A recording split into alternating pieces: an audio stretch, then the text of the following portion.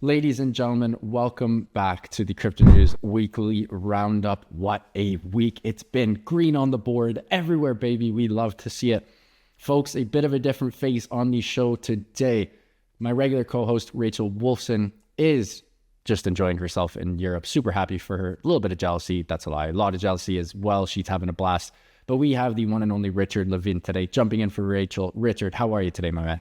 I can't complain. Everything's green across the board. We love to see it. Folks, let's jump right into it. Starting off with some price action for the week. Like we said, everything is up. Bitcoin up 3 ticks. Ethereum up 9 ticks. Salami up 10 ticks. And literally, if you take a quick peek at this board, everything is green, except for the little nuanced stable coins, which are only down 0.01%.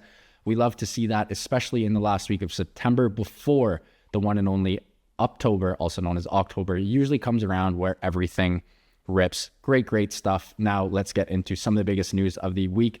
Richard, you're going to start us off with China. They are up to a big old stimmy package. Tell us more about it. Yeah, so China reveals a massive stimulus package, increased liquidity. This is essentially going to boost crypto prices as well as other risk-on assets. Really, the People's Bank of China announced just a massive stimulus package amounting to roughly 285 billion US dollars.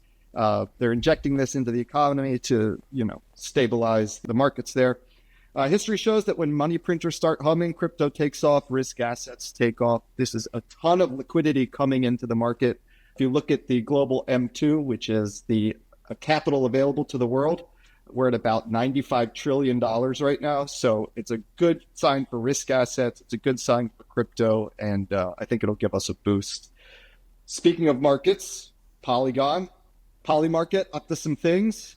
Thoughts? Yes, Richard, Polymarket, one of my favorite companies in all of the crypto space. Why? Because they are onboarding the web to folks.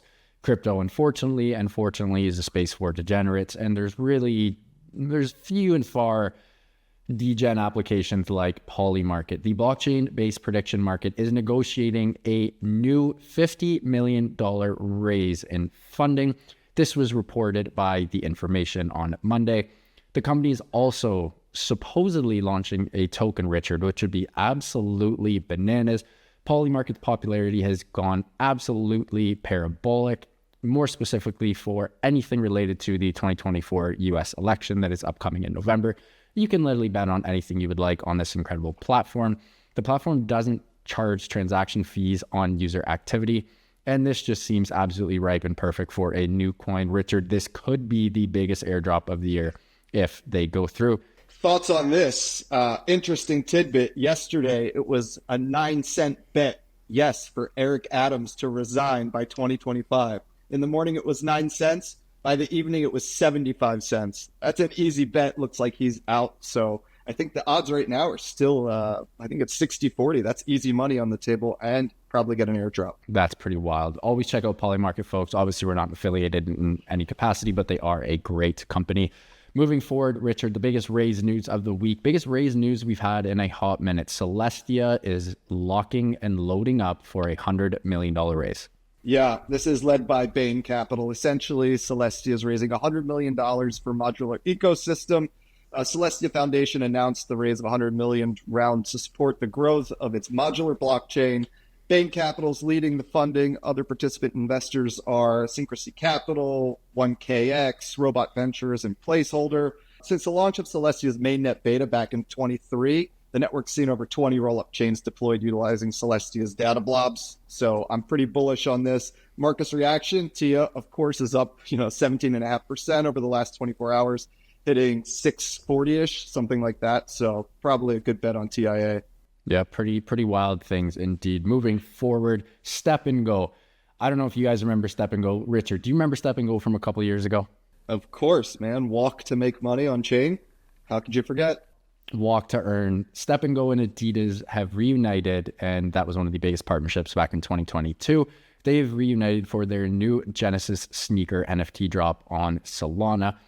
I don't really think this needs to be all NFT'd, if you will, for lack of better terms. They could have just done a cool partnership. No one really cares about the NFTs anymore. Yes, it's authenticated, it's cool, but this is big news, as not a lot of Web3 brands are partnering with some of the largest brands in the world, like Adidas.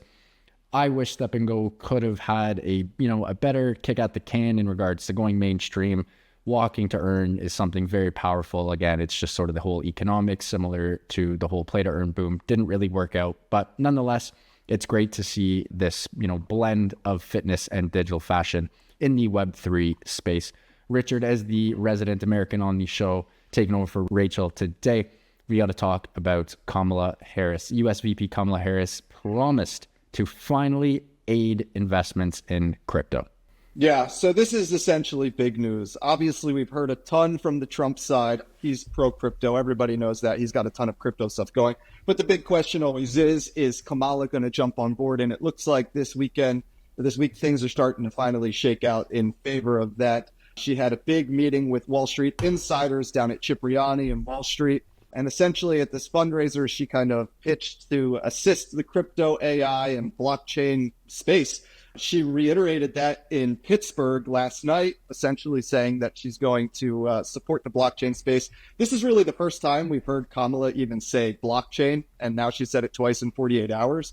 I've always said this, that crypto should be bipartisan, right? This should not be, one side versus the other. And as we have more big players coming into the space on both sides of the party, it looks like this is kind of inevitable. So it's a good sign to see that the Harris party is on board, or at least getting there. So that's good. And then, across the pond, things are happening in Hong Kong as well. What do you have on that?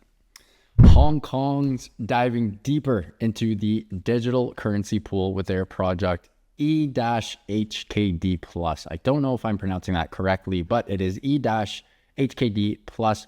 The Hong Kong Monetary Authority is expanding its CBDC, also known as a central bank digital currency pilot, and it's bringing 21 financial institutions along for the ride.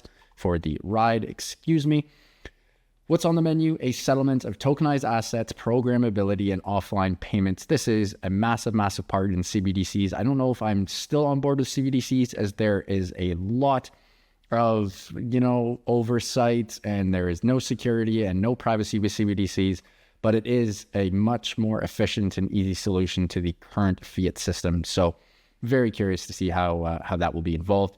Moving forward, again, some of the biggest news of the week that also happened right in your backyard, Richard. Caroline Ellison sentenced to only 2 years in prison in the FTX fraud case. And why is that? Because she was a snitch. Don't be a snitch, folks. But then again, if you were regularly, scheduled for 110 years and had an opportunity to take 2, maybe you'd snitch as well. Richard, what do you got on this for us? Yeah, I mean, essentially, I guess Caroline sang like a bird against Sam. So it looks like she got 24 months in prison for her role in the $8 billion collapse. Well, that was just the $8 billion hole that needed to be filled. There's some interesting numbers being tossed around here. Apparently, she owes also $11 billion, or is forfeiting $11 billion. Those numbers seem a bit high to me. I don't really think she has $11 billion hold away, but it looks like she needs to pay $11 billion in restitution. I don't know how she goes about doing that, but it's good to see that FTX is kind of shaken out of this. Bad actors are being removed from the space. What Caroline has in store for the future, who knows? She could come back around and found another company. It wouldn't be surprising in this industry, but it looks like at least for the next 2 years, she's going to be behind bars. Interesting.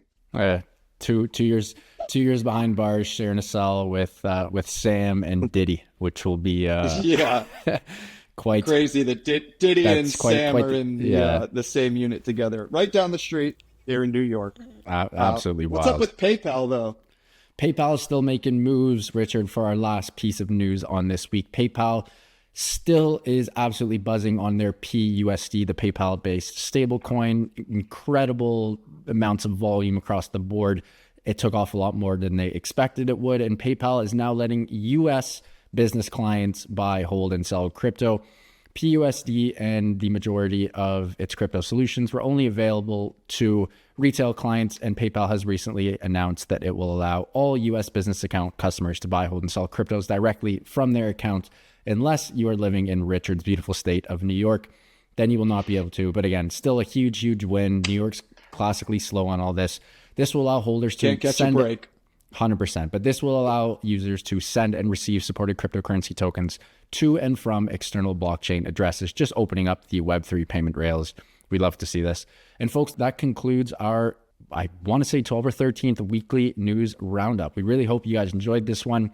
We just love seeing green across the board. A little bit of a slower week on the news front, but had a blast doing this as always. Richard, really appreciate your time. Incredible job filling in for Rachel. Rachel, we miss you. Hope you are enjoying Europe. And folks, we'll see you on the next one. Thanks.